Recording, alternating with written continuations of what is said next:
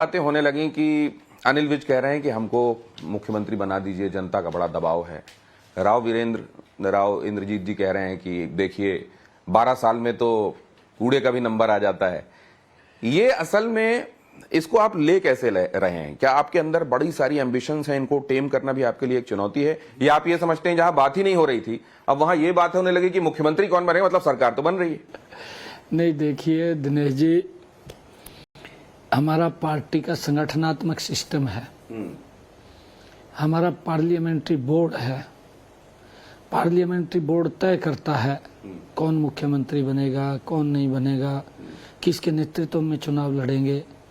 और इच्छा हो सकती है, क्यों ना हो, राजनीति के दल में है, इच्छा तो कोई भी कर सकता है, करनी भी चाहिए, मुझे कोई आपत्ति नहीं है। अच्छा है, हमारे नेता हैं, पार्टी के सीनियर नेता हैं, इच्छा रखनी चाहिए, अच्छा है। परंतु ये भारतीय जनता पार्टी में ही संभव है। दिनेश जी, आपने पूछा है, कांग्रेस में परिवारवाद है, कांग्रेस के अंदर ये इच्छा करना भी जुल्म है। धारा 302 लग जाती है अगर ये इच्छा कांग्रेस में कर लेते हैं। अभी पिछले दिनों कांग्रेस के नेताओं ने, क्योंकि काम करते करते सीनियर लीडर होते हैं, इच्छा जागती है, किरण चौधरी की उन्होंने थोड़ी इच्छा व्यक्त की, क्या हालात किया, परिवारवाद है।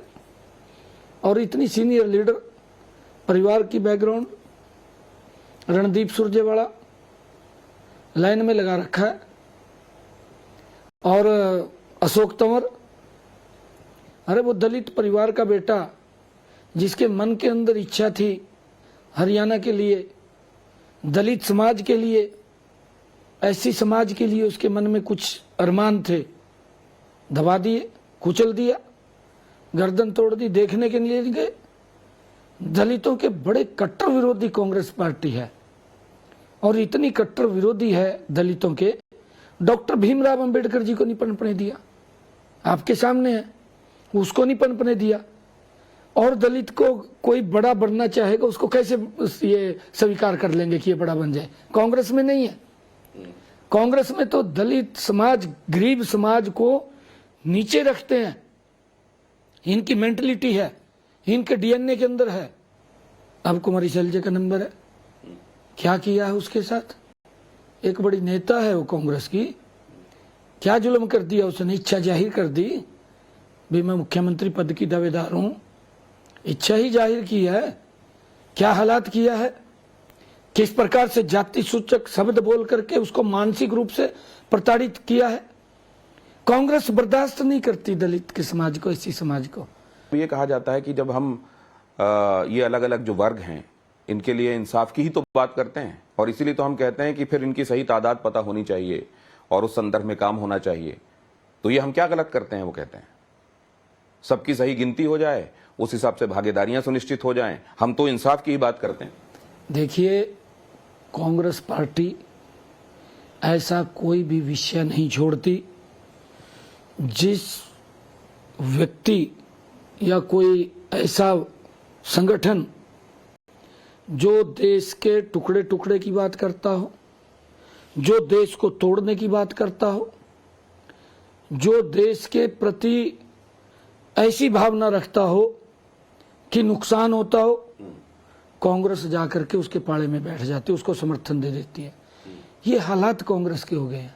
तो अभी हम ये मैं आपको बता रहा हूँ दिनेश जी, देखिए आप बात को समझना, कांग्रेस ने क्या क्या किया है।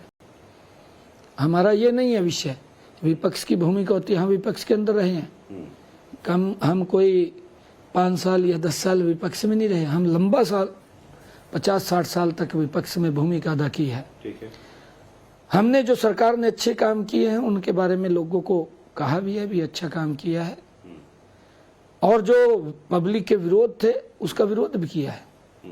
परंतु मैं ये मानता हूं, हमने ये देखा है, क्योंकि मैं भी लगभग लंबे समय से, लगभग 25-30 सालों से नजदीक से देख रहा हूं, कांग्रेस पार्टी जब सत्ता में थी एक भी काम ऐसा नहीं था कि जो जनता के हित के अंदर उन्होंने किया हो। परंतु अगर कुछ काम किए हैं उसके बारे में हमने अप्रिशिएट किया। अगर उन्होंने गलत काम किए हैं, ज्यादा उन्होंने गलत काम किए, हमने हर गलत काम का विरोध दर्ज कराया है, समालोचना की आपने? हमने की है। आपने सही को सही कहा है, गलत को गलत कहा? गलत कहा है। ठीक है। परंतु कांग्रेस ने जो भी काम सही हुए हैं उनको गलत कुछ ही तो कहा। ठीक कहा होगा, कुछ तो ठीक किया होगा। कुछ तो ठीक किया होगा। एक भी मोदी जी ने जो काम किया है, योजना लाए हैं, हर योजना का विरोध कांग्रेस पार्टी ने पल्ली बिछा का किया है, नीचा बैठ के तड़ा। आपने मैनिफेस्टो में 2 लाख की बात की है, हमने 2 लाख की है। ये इतने रोजगार महिलाओं को जो आपने कहा है कि ये राशि जाएगी, ये जो लोग बेरोजगार हैं उनको ये भत्ता मिलेगा, ये सब मौजूदा आपका जो बजट का प्रावधान है उसको देखते हुए आपको लग रहा है संभव ये सब हो जाए? देखिए दिनेश जी, हमने पूरा का पूरा रोड मैप तैयार कर लिया।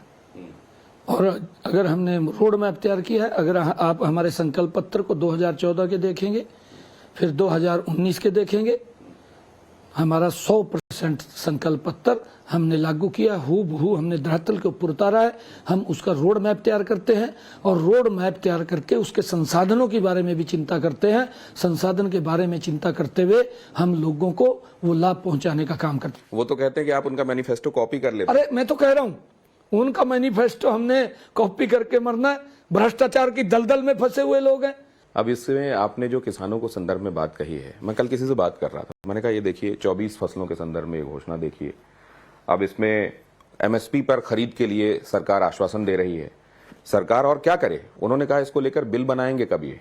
और इसमें जो 24 शामिल किया, इनमें पूछे नारियल भी है क्या? अब यहाँ नारियल कहाँ उगता है? नहीं देखिए, ये किसी ने कहा, कांग्रेस के ने किसी कांग्रेस के उसने किसी व्यक्ति ने मुझसे कहा कि आप ये पूछिए उनसे कि इसमें वो बिल क्यों नहीं बनाते हैं और इसमें नारियल क्यों शामिल है। देखिए, नारियल क्यों नहीं शामिल किया? नारियल 24 में क्यों शामिल है? हरियाणा में उन्होंने कहा कि नारियल उगता नहीं, उनसे पूछिए 24 में फहरिस्त में नारियल भी है।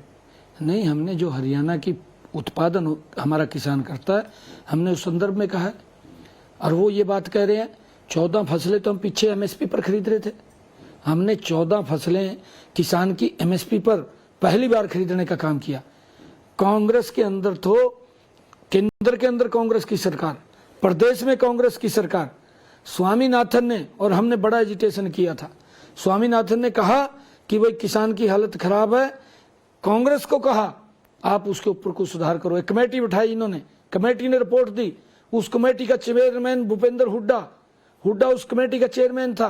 रिपोर्ट आ गई, केंद्र में सरकार, इसकी हिम्मत नहीं पड़ी भी उस रिपोर्ट को लेकर के दिल्ली चला जाए, वहीं डस्टबिन में डाल दी, खत्म कर दी, वहीं जला दी। जलाने के अंदर माहिर हैं ये रिकॉर्ड को। ये इस प्रकार के लोग हैं, ये नहीं चाहते कि किसी का भला हो। हमने खिलाड़ियों के लिए जितना हमने काम किया है, आदरणीय प्रधानमंत्री जी ने खेलो इंडिया, हमारे यहाँ पर हमने जो नर्सरियाँ बनाई हैं और नर्सरियाँ बना करके हमने खिलाड़ियों को जो सम्मान दिया है, उनकी जो पीछे से सपोर्ट करी है, वैसे मेडल नहीं आए। 2014 के पहले भी मेडल देख लीजिए। ये तो पहले इस प्रकार का इनका नारा था, मेडल लाओ पदक पाओ। ये नारा कांग्रेस का था। हमने उनको कहा है कि आपको हम सम्मान देंगे, आप मेडल लेकर के आओ। आप देखिए उसके बाद कितने मेडल 2014 के बाद और 2014 से पहले आप उसकी तुलना कर लीजिए, कितने हमारे मेडल बढ़े हैं। और उसका